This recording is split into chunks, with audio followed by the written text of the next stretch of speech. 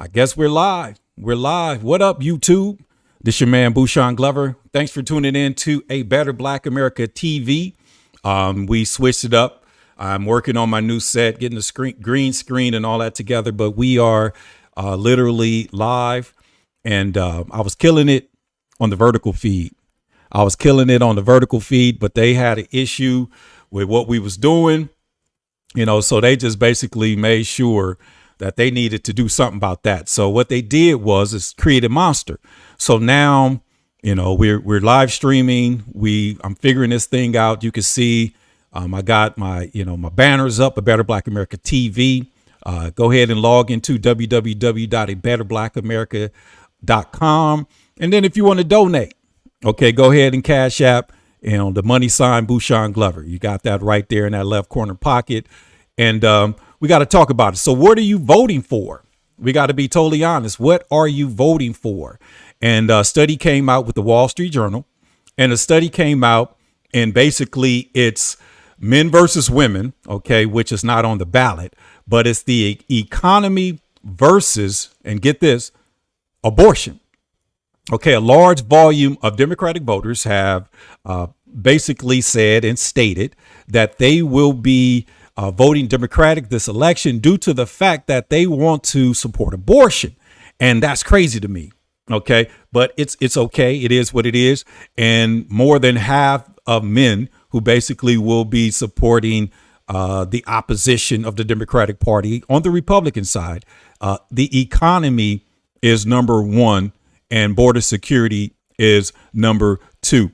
And then a large volume of women have decided to vote for the Democratic side. And it was a bribery vote because a lot of college graduates, a lot of women have acquired a lot of college debt. A lot of females, they go to college and they get their undergrad, go to master's, get their master's program, going to get their PhDs and doctoral degrees. And then they put up pretty much $500,000, if not $1 million worth of debt. So the Biden administration was literally trying to bribe voters because this week, okay, today is the 31st, Labor Day weekend. This week, the Biden administration have gotten blocked by the Supreme Court. And you understand the checks and balances. You got the executive branch, congressional, the lawmakers, and you have the Supreme Court. And the Supreme Court has blocked the Biden's debt relief program. And when I say they blocked the debt relief program, because the Supreme Court actually deemed it to be something that would be, deemed it something that would be more like a protest vote. I got you. You have it on my screen. You have some of the latest data. It came out yesterday. Supreme Court refuses to revive Biden's latest student loan debt relief plan. That's the MSNBC or NBC News. CBS News, Supreme Court keeps Biden's save plan on ice. OK, and the Washington Post, Supreme Court blocks Biden's new student loan repayment plan for now. And let me see here. There's a couple others. Let me see here. New York Times, Supreme Court now keeps the block on Biden's revamped debt relief program. And let me go one more. And this is the BBC. Supreme Court blocks Biden's latest try at student loan relief. And basically, the Supreme Court deemed it as what you would say a bribery vote. It's too close to an election. So just say, for instance, if you were, a college graduate, you're in the workforce, you got debt, the economy's bad, your student loans payments are basically due. And then you find yourself in a situation or scenario where you're like, listen, I need some help here. And then all of a sudden, your student loan debt, becomes you get a net zero right before the election. So the Supreme Court shot it down and said it's literally a bribery vote. And this goes into the RICO case, the class action RICO case. That's basically, charging the Democratic Party for racketeering, influence, corruption, and clearly they're an organization. But we could talk about that. But at the end of the day, the Supreme Court shut it down because it will literally be a bribery vote. So what are we voting for in 2024? what are we voting for? Think about that. What are we voting for? And it's literally, back in the 2020 election, I remember, the Christian leaders and, people of valor and these lifelong Democrats were saying, literally, we're voting for the lesser of the two evils. OK. And last time that I checked and the last time that I read my Bible, even as a kid, when I learned the Lord's Prayer, it said, lead us not into temptation, but deliver us from evil. And in some texts, it says the evil one. So there's no such thing as the lesser of the two evils. There's no such a thing as the lesser of two evils. Evil is evil. You want to go into the trash or you want to go into the garbage, or do you want to, like I said, I'm not going to mess with my algorithm, but I was going to say, but I'm gonna go ahead and say it since, this is one of the first times that we're on and I got to build a brand back. And I don't believe I'm going to get any sponsorships or monetizations. Do you want to be killed or murdered? Same thing. Same thing. Trash, garbage, same thing. Killed, murdered, same thing. So when they say lesser of the two evils, you're still dealing with evil, and there's no such a thing because evil is evil. So this election, okay, they are basically putting it out there because the Harris administration, her campaign is doubling down on abortion. OK, so the abortion is number one. So if you're voting Democratic this election cycle, and think about it, you're going to be voting for abortion. And when you vote for abortion, you're literally voting to protect Roe versus Wade. And there are 7 states that has no term limits on abortion. And the running vice president, the presidential election or the VP selection by the Harris administration, literally the Biden Harris administration, Tim Walz signed an executive order, OK, for no term limits. And since we are dealing with this new equipment, I'm going to go ahead and just see if I can actually find something on that. Let me see here. Governor Tim Walz, WALZ. OK. Executive order on abortion. Let's see what happens. OK. Now, because like I said, I never looked it up. OK, Governor Walz signs 3 bills protecting Minnesota's rights. Emergency Executive Order 2216 protecting access to. So let me see here. These are .govs. So let me see what this PDF talks about. Let me see what this PDF is talking about. OK, now that's a little too much. I'm not going to read that one. OK, let me go ahead and see if they could give me something here. So I'm looking it up right now as a press relief. OK, and I'm going to go ahead and share my screen. OK, and like I said, we're working, we're getting this thing together. So we about to go up because, like I said, I was streaming on my devices and they didn't want nothing to do with that. So let me see here. Governor Walz, Tim Walz signed 3 bills, OK, into law protecting people seeking or providing abortions in Minnesota, banning the practice of conversion therapy, and protecting people seeking the providing gender affirming health care in Minnesota. Now, Governor Walz and Lieutenant Governor Flanagan were joined by legislators and advocates to celebrate the bill signing. OK, now we got, let me see, I need to find some meat. OK, I need to find some meat. Let me see here. Now, today we're protecting the rights. OK, that's a mission statement. So let me see here. Everyone deserves to feel safe and to be who they are, love who they love, and live without fear of violence and discrimination. That sounds like the Civil Rights Act. OK, and that was said by Lieutenant Governor Flanagan. Now, I'm proud to live in raise a family in Minnesota, knowing that young people, especially our LGBTQ and Two-Spirit youth, come on now, can be their full authentic selves and exercise agency over their bodies and live in the state where they will continue to fight for love over hate. OK, so I'm gonna do more homework on the topic. OK, I'm gonna find exactly what I'm looking for, because I'm looking at a situation they're talking about abortion, and somehow they threw in the LGBTQ. So the second topic, or the second measure or interest for people who would be voting Democratic this upcoming election, abortion is number one, and to love who you love is number two. Abortion is number one, and to love who you love number two. But there is a large volume of individuals that's flipping to the other side. And when I say flipping to the other side, they're flipping Republican, because these are some things that, we got to figure out. So I'm going to go ahead and share my screen. I like this. So we're going to have these conversations, and I can't wait, to get more people involved, because if you look at the top issues for young voters, and this is between the ages of 18 and 29. Now, men, the economy, look at that. Look at the economy. You see that green line? Okay, you see that green line right there? That's the economy. So men overwhelmingly, have an issue with the economy. Okay, democracy. It looked like men want to, protect democracy over anything else is number two. Number three is immigration.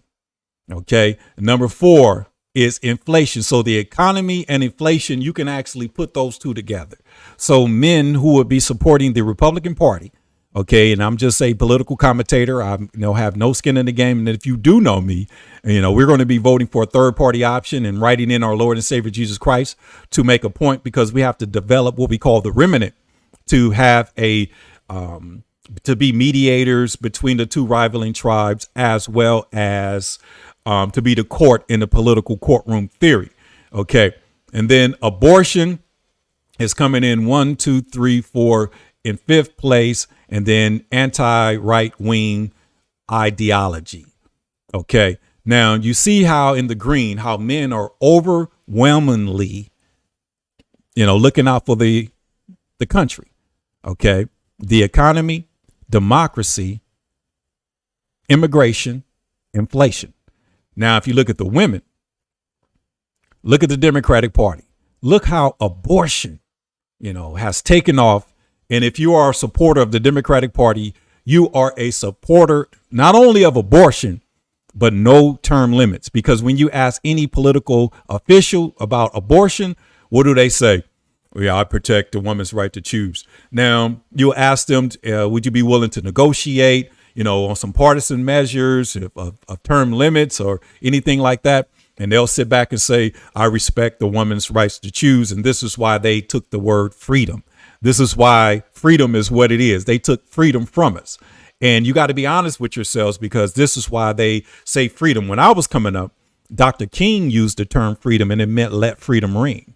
And now all of a sudden you have the Democratic Party using the word and the term freedom for their own usage. And it's for women to basically freely, do with their bodies, no term limits on abortion. And in the state of Virginia, which is actually one of the states that has no term limits, the baby actually had a heartbeat when it came out, and they sat there and let the baby just die. And then when you call yourself a spiritual or a religious individual, in terms of conception, they always say God knew who I was when I was in my mama's womb. So if God knew who we are when we was in our mother's womb, then when you perform an abortion, you're killing babies. But I can understand, how individuals would, put some, would want to have abortions.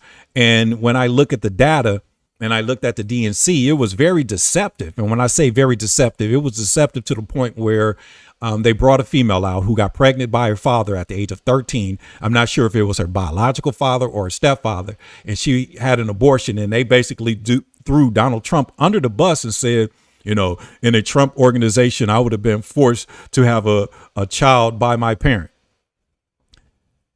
And that's why the term fake news, and we got to be fact checkers, because the fake news, you got to be honest with yourselves. The fake news is real, because I heard I clearly heard Donald Trump, based on the data, you see how women are overwhelmingly supporting of abortion. Donald Trump basically said that he supports term limits. He supports aborting on the life of the mother, and rape and incest. And I heard him say that. So if we can actually come together and have a conversation, it can't be, one extreme side and another extreme side, because this is, what we got to understand. So this is why we need adults in the room. This is why we got to conversate, communicate on an entirely different level so we can actually know what's really going on.